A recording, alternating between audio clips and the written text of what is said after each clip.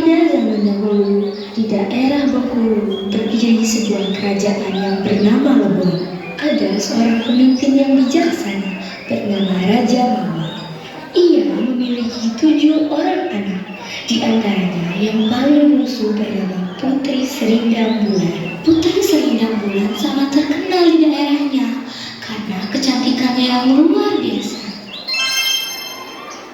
Banyak pangeran datang meminangnya, tetapi ia selalu menolak karena tak ingin melangkahi keenam kakaknya.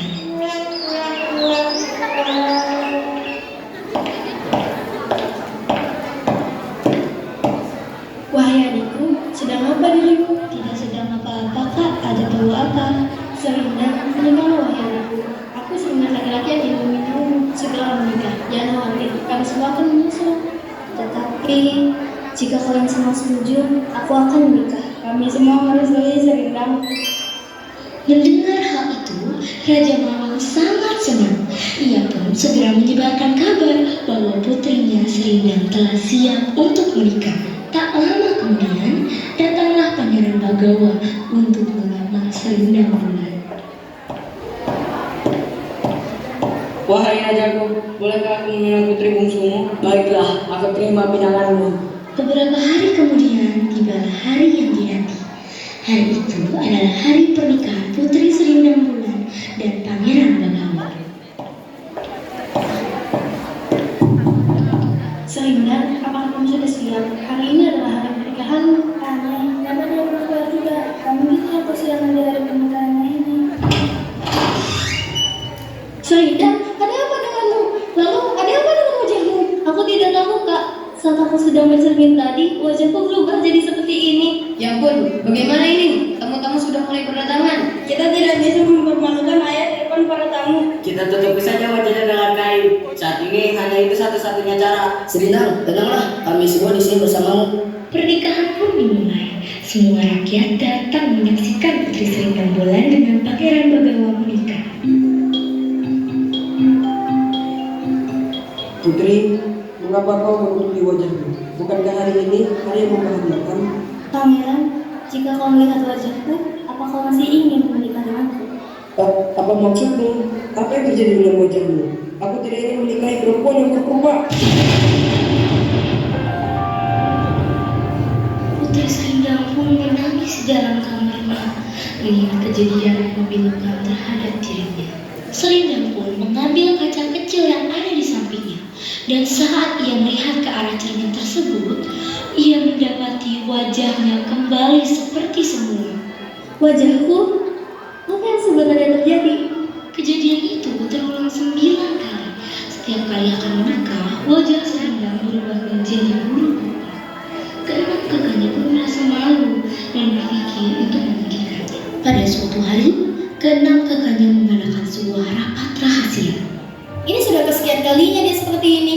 Ini adalah aib bagi keluarga kita. Aku setuju denganmu. Kita tidak bisa seperti ini terus. Bisa-bisa keluarga kita dianggap rendah oleh masyarakat hanya karena dia. Tapi apa yang harus kita lakukan? Kita harus menyingkirkannya. Apa maksudmu? Dia adalah adik kita. Aku mengerti perasaanmu, tapi kita tidak bisa membiarkan ini terus berlanjut. Kita pasti menemukan jalan keluar, Kak. Kita tidak perlu maksudnya untuk menikah sekarang. Tidak bisa.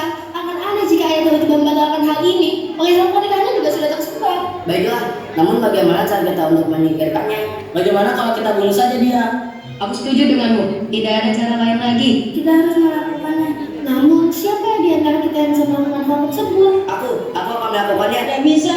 Kau baru saja menolak rencana ini sebelumnya. Benar, namun sebagai bukti bawakan setabung dan Serindang Bulan. Apakah kau bisa melakukannya? Akan berat untukku, namun aku akan melakukannya. Setelah mendapatkan tugas untuk membunuh Serindang Bulan, Karolio pun mengajak Serindang Bulan untuk berjalan-jalan di hutan. Karolio, kamu kenapa? Maafkan aku Serindang, apakah kita menuduhku untuk membunuhmu?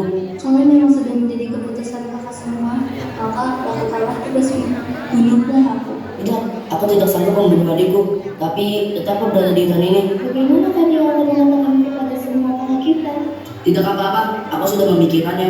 Dengan berat hati, Karolio pun meninggalkan adiknya, dan ia membawa setabung darah rusa sebagai bukti untuk kelima kakaknya.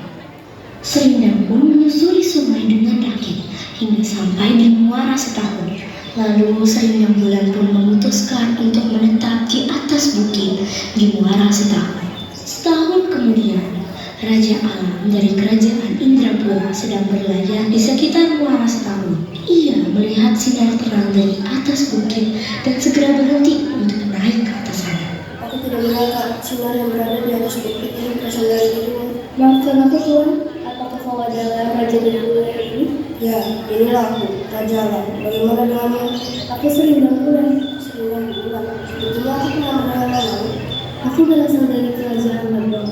Namun ada beberapa hal yang membuat kita ingin datang ini. Aku akan menemukan ceritanya. Setelah berkenalan, Selendang pun menceritakan alasan mengapa dia bisa berakhir di tempat itu.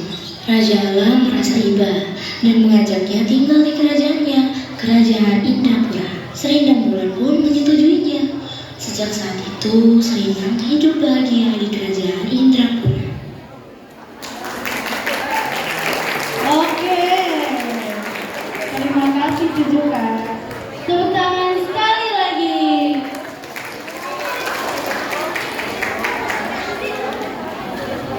Bagus nggak penampilannya? Oke, setelah penampilan drama dari kelas Cucuka, kita ada penampilan drama dari kelas 8E. 8E itu dari Sumatera Utara yang akan membawakan drama berjudul Asal Usul Danau Toba.